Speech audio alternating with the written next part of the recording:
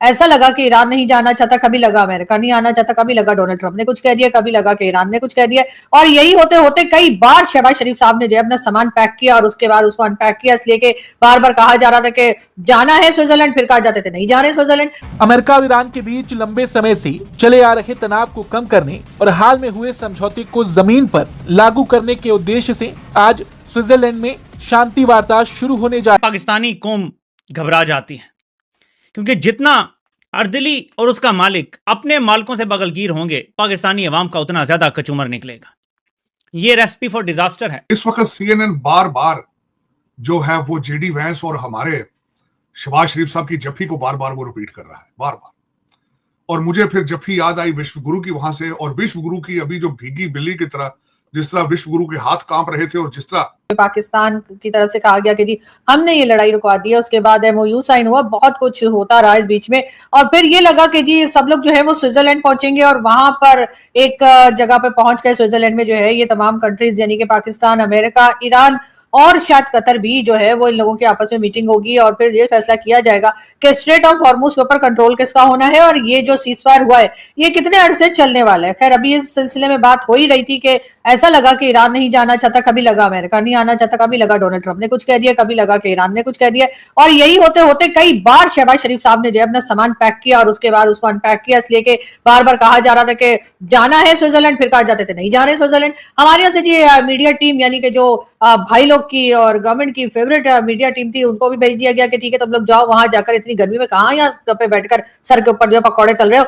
आराम से स्विट्जरलैंड जाओ, ठंडी ठंडी हवाओं में घूमो। वो तो आपने देखा ही है कि इंडियन मूवीज जो है वो अक्सर स्विट्जरलैंड में बनाई जाती हैं और इस वजह से हमारे पाकिस्तानियों को भी स्विट्जरलैंड के चप्पे चप्पे का पता है। तो खैर यहाँ पे जी शाहरुख का गाना था, वहां पे जी श्रीदेवी का गाना था, वहां ऋषि कपूर थे और वहां पे विनोद खन्ना थे, और इस तरह की सारी मूवीज और सारे सॉन्ग जो है हमारे लोगों ने देख रखे हैं। और सबको जो है बिल्कुल अगर आप एग्जाम लेंगे तो मेरे ख्याल है कि ये लोग टॉप भी कर जाएंगे। लेकिन खैर बात हो रही थी, हमारा मीडिया जो था जी वो 5-6 दिन पहले ही उसको स्विट्जरलैंड भेज दिया गया था और उसके बाद शहबाज शरीफ साहब रोज तैयार होते थे कि आज तो मैंने जाना ही है। उसके बाद ईरान या अमेरिका में से कोई कह देता था नहीं अभी कोई जरूरत नहीं आने की, बैठो आराम से। और फिर ऐसे ही करते करते जी इतने दिन निकल गए और आखिरकार अब ये हुआ कि कल रात को जो है शहबाज शरीफ साहब और हमारे फील्ड मार्शल यानी जनरल आसिम मुनीर दोनों के दोनों जो है वो पहुंच चुके हैं स्विट्जरलैंड। और अब वहां पर कहा यह जा रहा है कि जी JD वैंस भी पहुंच गए हैं जो अमेरिकन वाइस प्रेसिडेंट है, और ईरान की तरफ से भी डेलीगेशन पहुंच गया है और इन लोगों की आपस में बात हो रही है। अब कह ये भी रहे लोग अगर इन दोनों ने बात करनी है पाकिस्तान वहां क्या करने गया,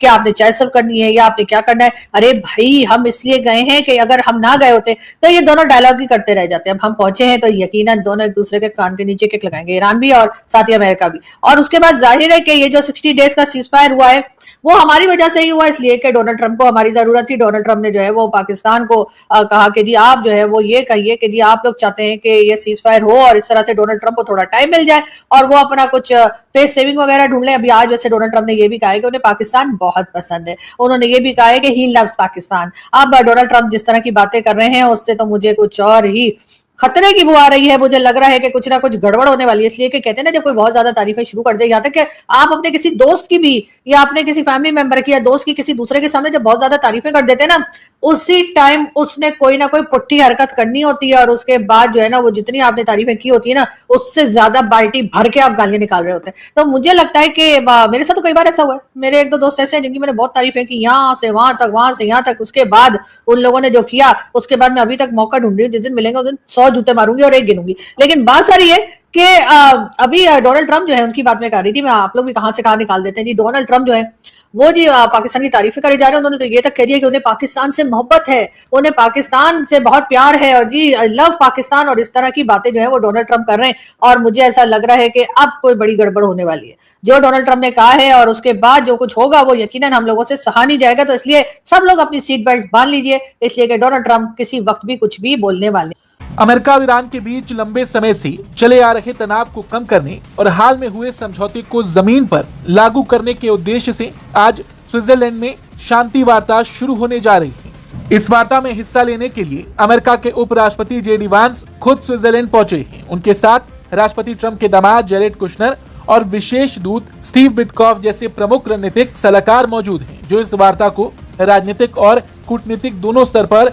महत्वपूर्ण बनाते हैं। वहीं स्विट्जरलैंड के अधिकारियों ने ईरानी प्रतिनिधिमंडल के आगमन का औपचारिक स्वागत किया है। ईरान की तरफ से इस वार्ता में एक मजबूत और बहुस्तरीय टीम भेजी गई है। इस टीम की बागडोर मोहम्मद बागेर गलीबाफ के हाथ में है। उनके साथ ईरान के विदेश मंत्री अब्बास अराक्ची सहित सुरक्षा, तेल क्षेत्र और केंद्रीय बैंक से जुड़े अधिकारी शामिल हैं, जिससे ये साफ हो जाता है कि ईरान भी इस वार्ता को बेहद गंभीरता से ले रहा है। आपको बता दें, ये बातचीत ऐसे समय में होने जा रही है जब पश्चिमी एशिया पहले से ही अस्थिर हालात से गुजर रहा है। लेबनान में संघर्ष विराम के एक दिन बाद ही इजराइल ने भारी एयर स्ट्राइक की, जिसमें कम से कम 20 लोगों की मौत की खबर सामने आई है। इजराइल ने इन हमलों को हिजबुल्लाह की ओर से रॉकेट दागे जाने की प्रतिक्रिया बताया।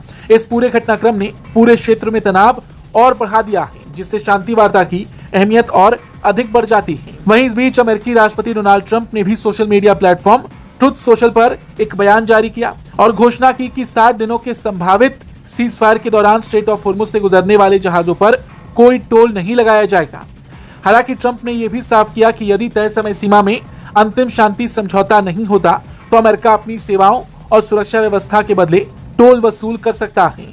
उन्होंने इसे अमेरिका की गार्जियन एंजल जैसी भूमिका बताते हुए कहा कि इसका खर्च अतीत, वर्तमान और भविष्य तीनों स्तरों पर जोड़ा जा सकता है। कुल मिलाकर स्विट्जरलैंड में शुरू हुई ये वार्ता केवल ईरान और अमेरिका के बीच तनाव कम करने की कोशिश नहीं, बल्कि ये पूरे मध्य पूर्व में शक्ति संतुलन और शांति व्यवस्था में नया आकार देने की दिशा में एक बड़ा कदम माना जा रहा है। और ये बातचीत इसलिए भी बड़ी है क्योंकि इस जंग ने पूरी दुनिया को प्रभावित किया है। पूरी दुनिया में ऊर्जा संकट पैदा हुआ है और इस बातचीत का सबसे बड़ा मुद्दा स्ट्रेट ऑफ होर्मुज होने वाला है।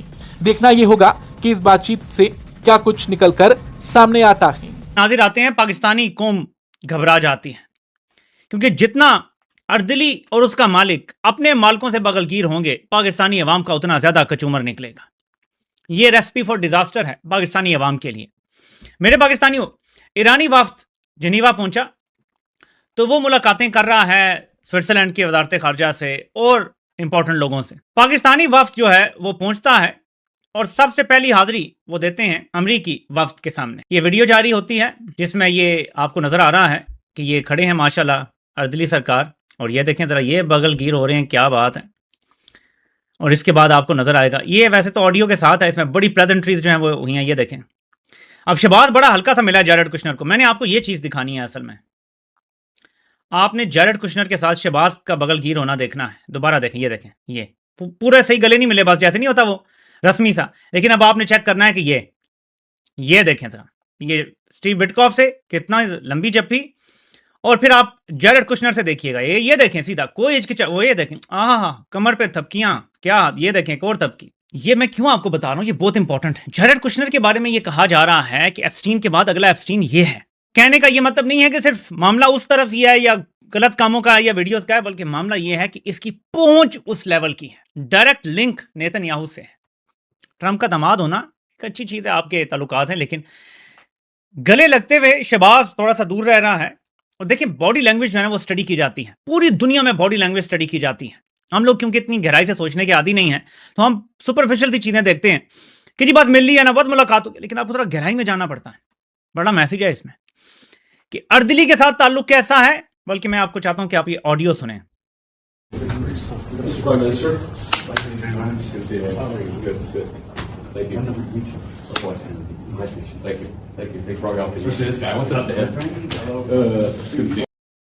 क्या आपको आवाज आई है? शहबाज शरीफ से बड़ी रस्मी सी गुफ्तगू की है, please to meet you and stuff. जैसे ही मीर जाफर पहुंचता है, व्हाट्सअप मैन, जैसे दोस्तियां हैं, जैसे यारियां हैं, समझ आ रहा है? ये डायरेक्ट लिंक हो चुके हैं और ये पाकिस्तानी अवाम के लिए बर्बादी की रेसिपी है। व्हाट्सअप मैन, ऐसे करके ये प्यार मोहब्बत शो किया जा रहा है। आगे सुने।